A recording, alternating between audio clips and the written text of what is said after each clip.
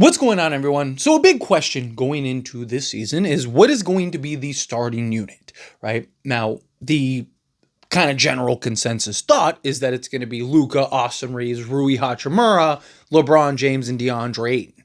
Me personally, I would like kind of more of a balanced defense. I'll go over kind of my thoughts here in a moment. But according to Lakers Daily, and this has been shared by several others, but originally it came from Lakers Daily. I've seen like Basketball Forever and a bunch of other platforms sharing it. But according to Lakers Daily, the Lakers are expected to start Rui Hachimura, Austin Reeves, Luka Doncic, LeBron James, and DeAndre Ayton, right? So basically the starting five that, again, is the general consensus thought of like, hey, this is going to be the starting five unit.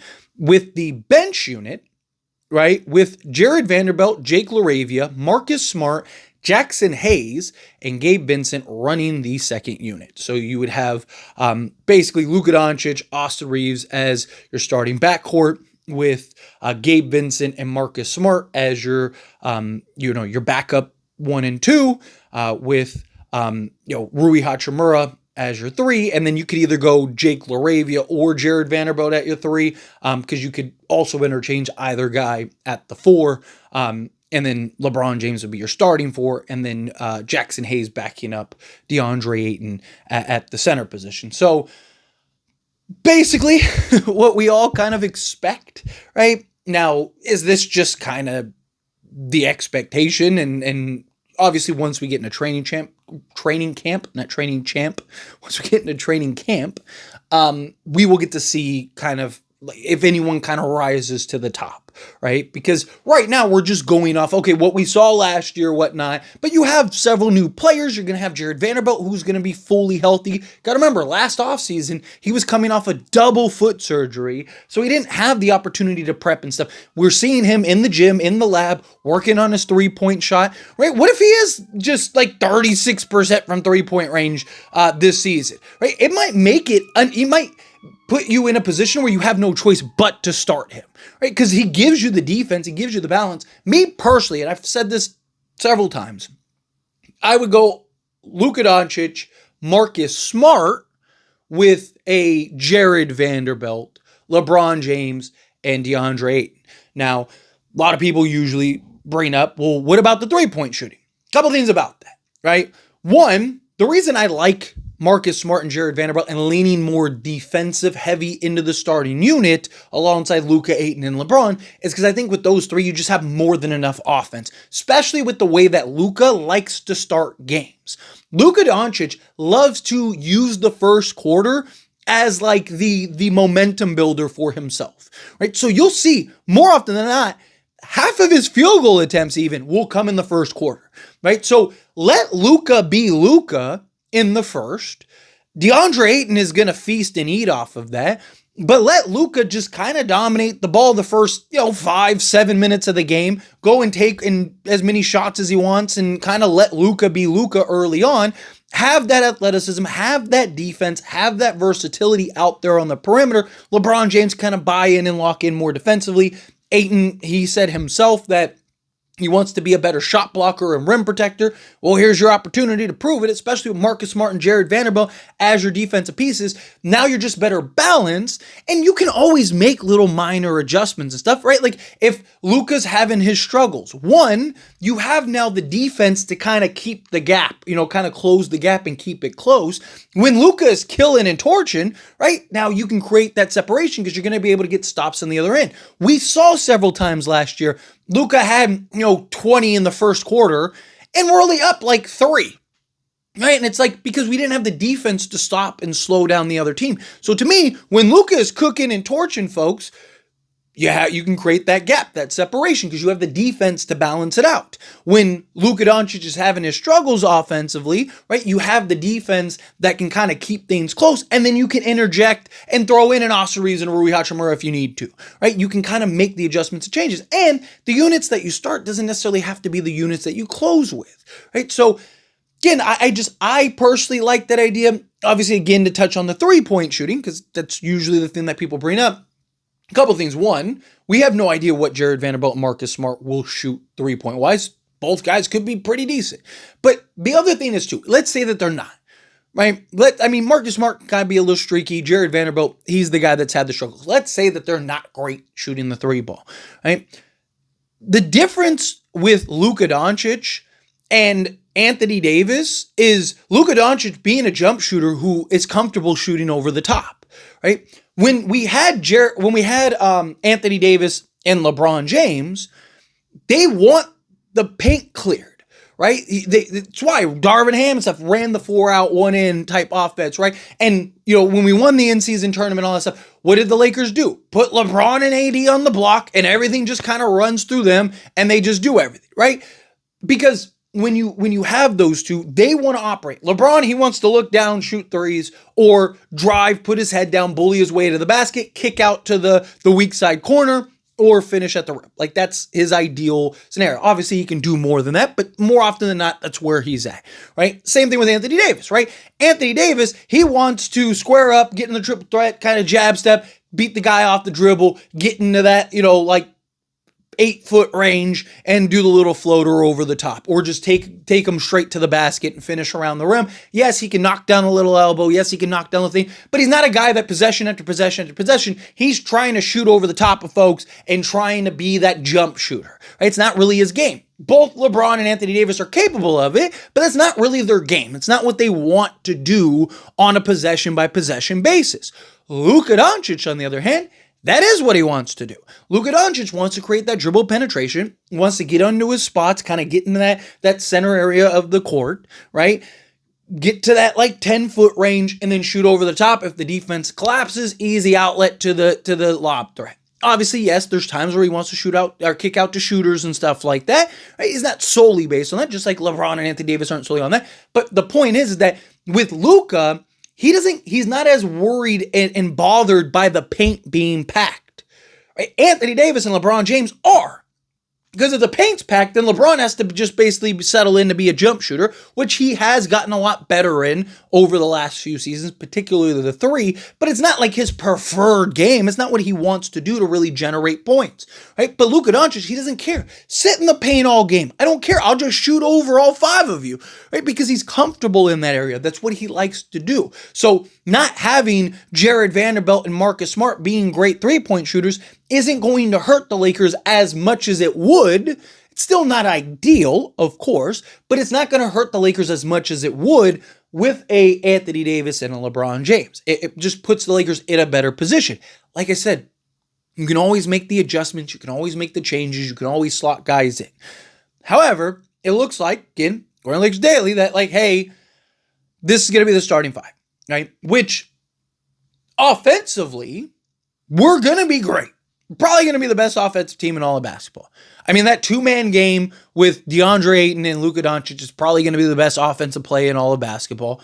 LeBron James is much improved shooting the 3 ball. Rui Hachimura, he's a guy that shoots 43% 3-point range.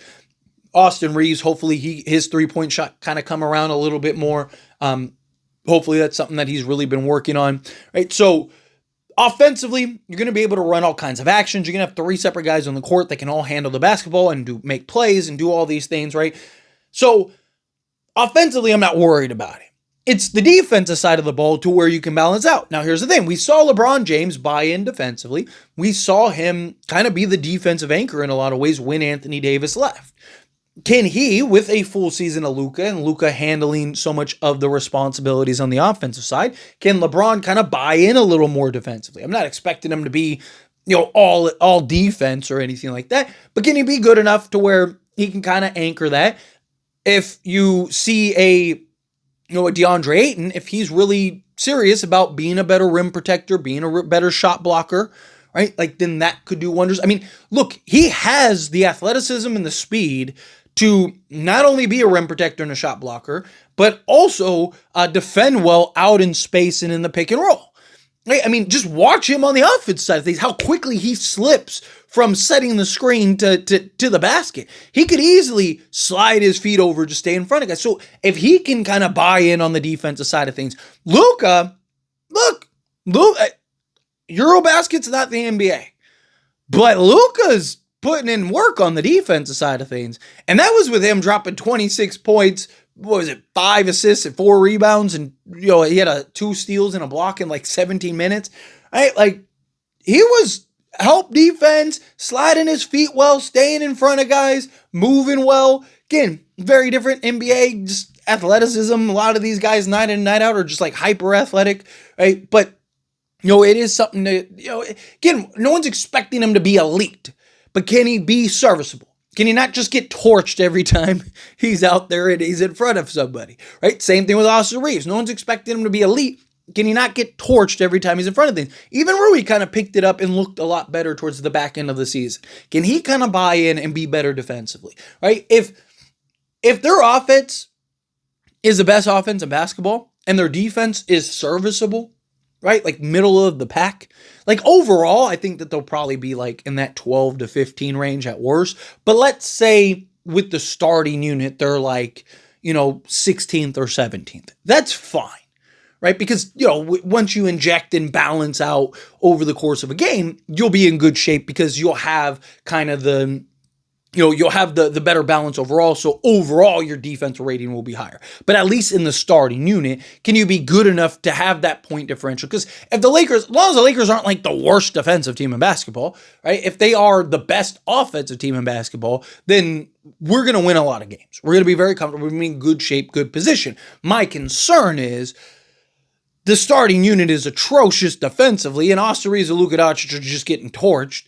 And yes, our offense is good enough, right? Probably win a lot of games, but my concern is playoffs, right? I'm not really like, you can outscore teams during the regular season. There's enough bad teams. If you're good enough offensively, you can win a lot of games in the regular season. I mean, Sacramento did it a couple seasons ago, right? They were not good defensively. They were terrible defensively, but they had like a 121 offensive rating, right? Like they were just better. Like the next closest was like a 118 or something like that, right? So again, if you can like if the Lakers are like a 121 to 122 offensive rating, there's a lot of teams in the league that just, even on their best nights, can't put up 120 points. They just don't have the offensive versatility or the offensive personnel, right? And so, to me, if the Lakers are good enough offensively, they're going to win a lot of games. But my concern lies in the playoffs.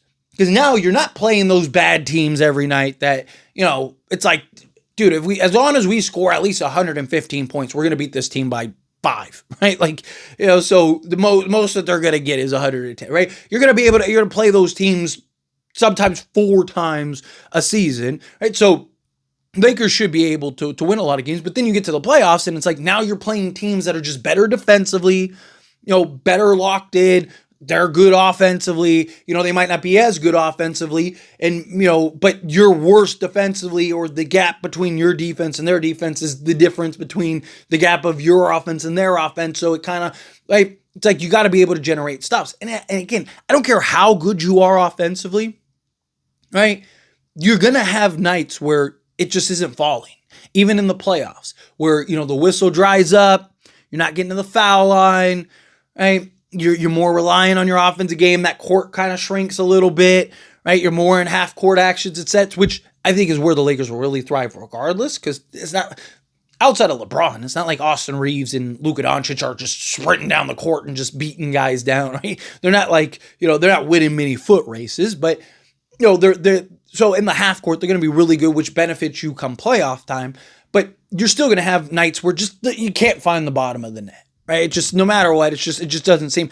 That's where the defense come in. Can your defense kind of give you enough separation when your offense is cooking, but also kind of close the gap enough when your offense isn't cooking? So to me, I think the rotation is exactly what, was presented by Lakers Daily. I think it's like, I'd be a little surprised. Like, yeah, sure, you're going to have a Dude Thero and Bronny James and Dalton Connect and, Maxi Kleber. You're going to have those guys slotted in on any given night. But I think for the most part, that's going to be your rotation. I mean, JJ, I wouldn't even be shocked if he goes 10 deep. Right? The question is, how good is the bench going to be or not be is the real kind of question mark for me. But we'll kind of see how this all plays out. I'm excited and I'm looking forward to the season.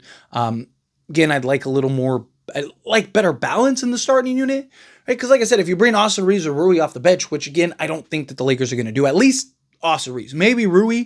Austin Reeves, I don't really see them bringing off the bench. But, it'd be nice if you could do something like that where now your bench offense is going to be so much better because you're going to have Austin Reeves, Rui Hachimura, Jake LaRavia, right? Like, be pretty good offensively, bench-wise. And you're going to be pretty good offensively, starting-wise. I just think you have better balance, right? But anyway, as always, this is a discussion, so I pass a question on you. Let me know your thoughts and opinions down in the comments.